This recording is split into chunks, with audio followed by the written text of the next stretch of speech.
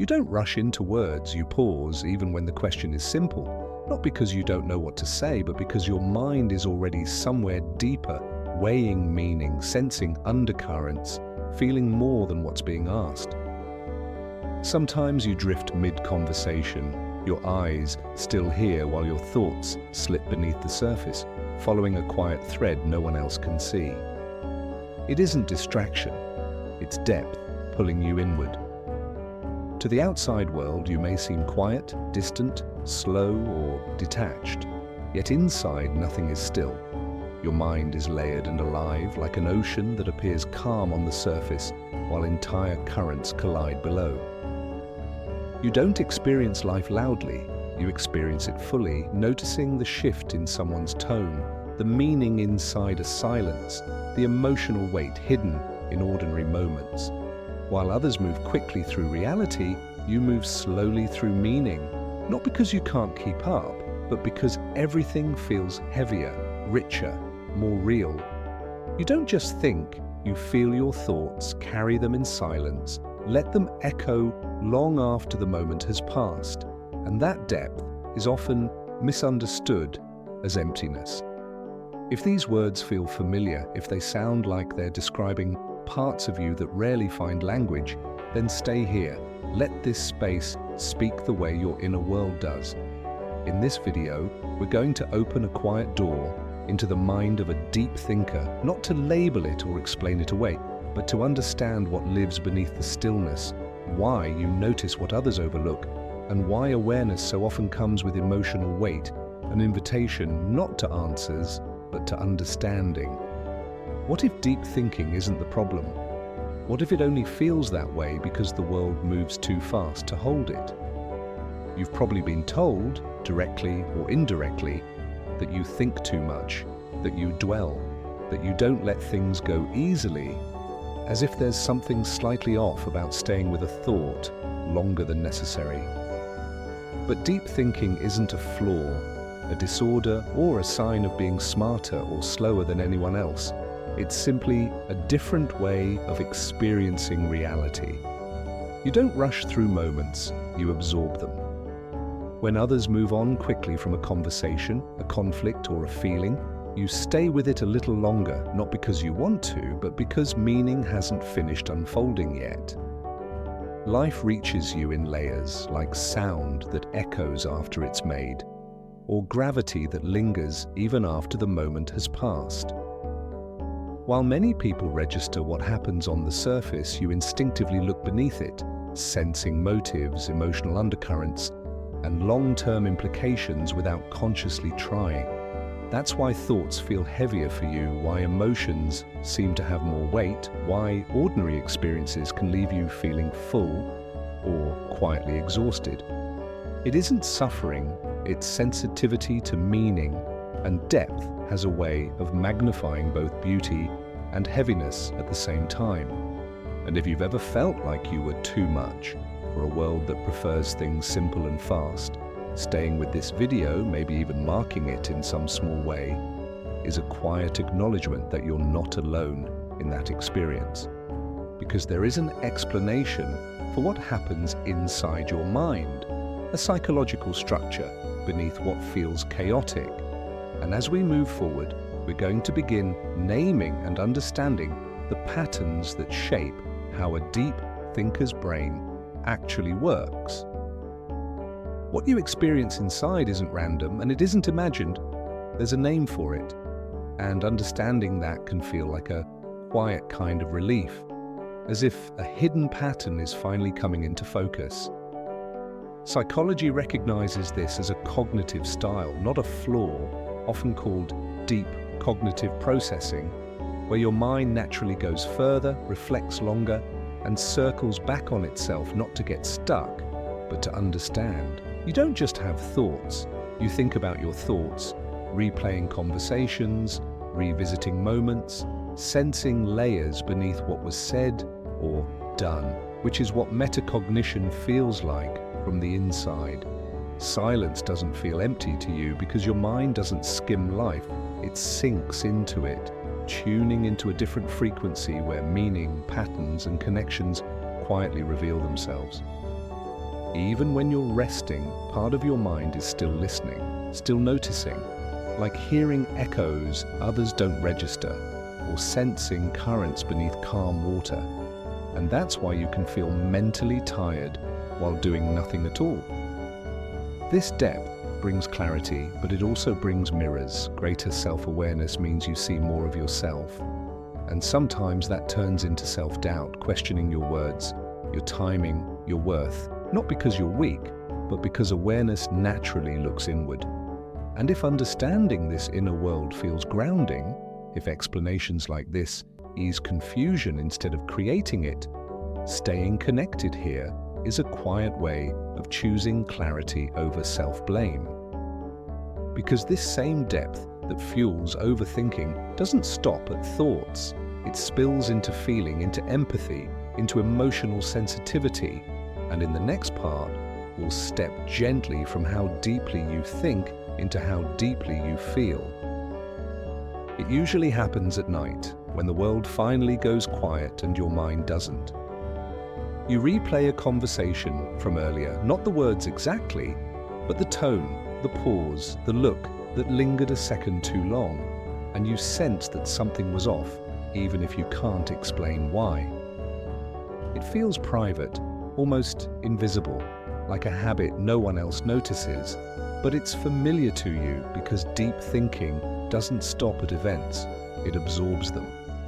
Your thoughts carry feeling, memory, and implication all at once, so reflection is never cold or detached, it's emotionally alive.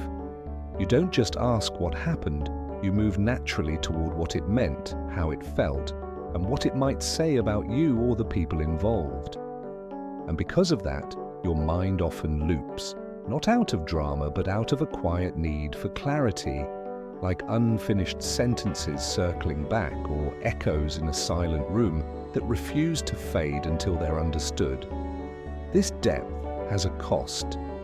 Constant emotional awareness can slowly turn into anxiety or self-doubt, especially around people, where you may second-guess your words, feel responsible for how others feel, or worry about details that others dismiss without a thought. That isn't fragility, it's sensitivity to emotional detail. And if you've ever felt tired from carrying your own thoughts like this, acknowledging it here, in this moment, is a small reminder that you're not alone in it. Because there's a paradox at the center of all this.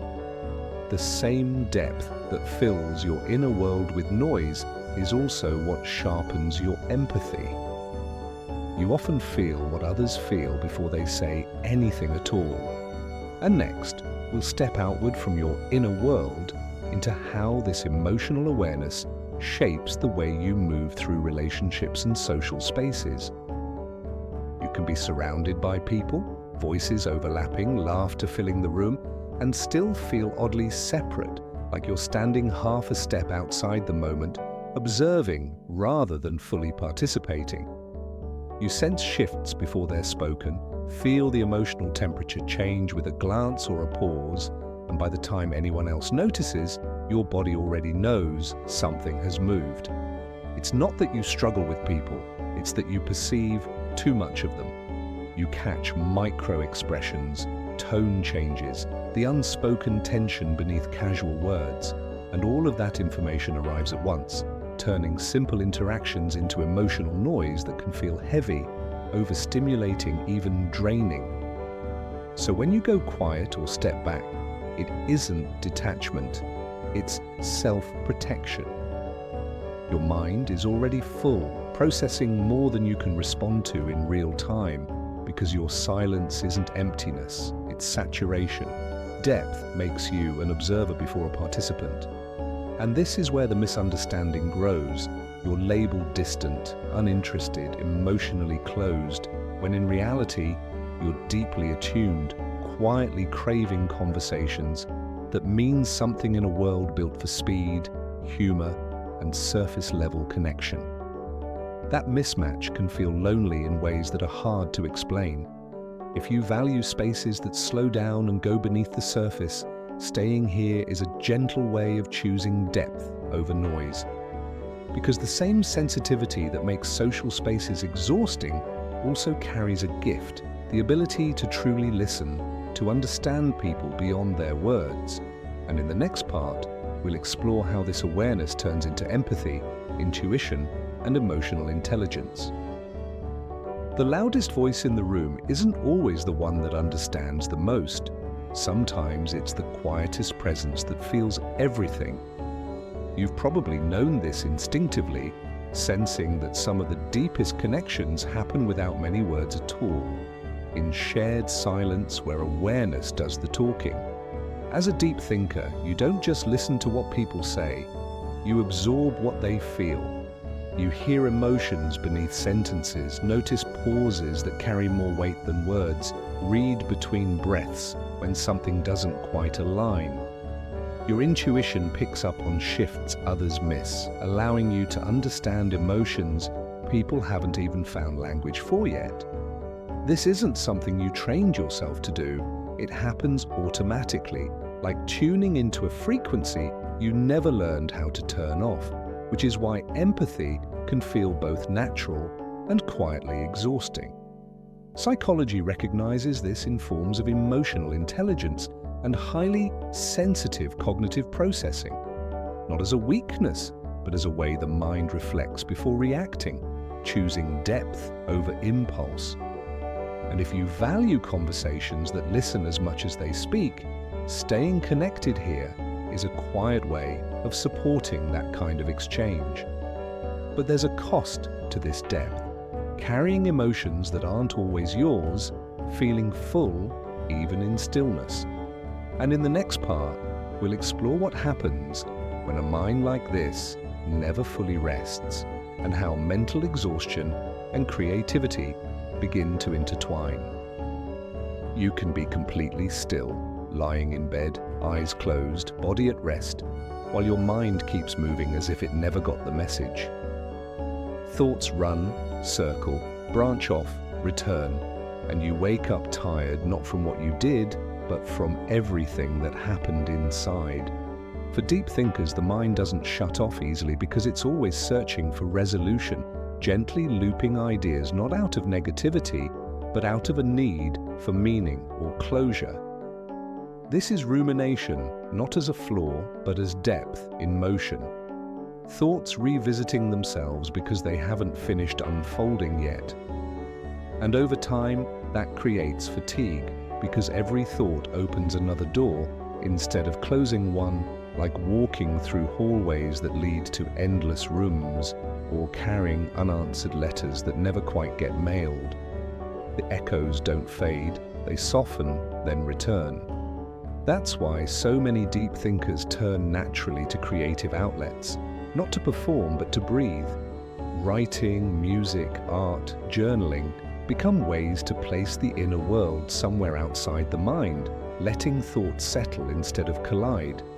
Creativity isn't ambition here, it's regulation, a quiet form of rest.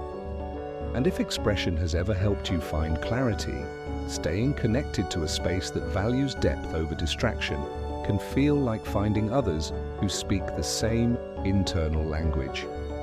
Because despite the exhaustion, there's nothing broken about this. You're not disordered, you're processing life intensely. And in the next part, we'll shift toward something gentler, exploring how this same depth allows you to find beauty, meaning, and quiet wonder in the most ordinary moments. Most people move quickly past ordinary moments, but you linger. A sound in the distance, a crack in a wall, a fleeting expression on someone's face can stop you for a second longer. And in that pause, something meaningful rises. You don't need dramatic events to feel depth. Even the simplest moments seem to carry emotional weight, quietly connecting to memory, time, and the sense that nothing stays the same for long. This isn't imagination running wild, it's perception running deep. Your mind naturally draws meaning from the everyday, linking what's happening now to what has been, what's been lost, and what will eventually pass. That same awareness allows you to experience beauty more intensely, but it also makes you more sensitive to fragility and impermanence. Not as suffering, but as clarity. When you see more, you feel more in every direction. You don't think in straight lines, you think in spirals. One observation leads to another, like roots spreading beneath soil, ripples expanding across water, or constellations forming from scattered stars.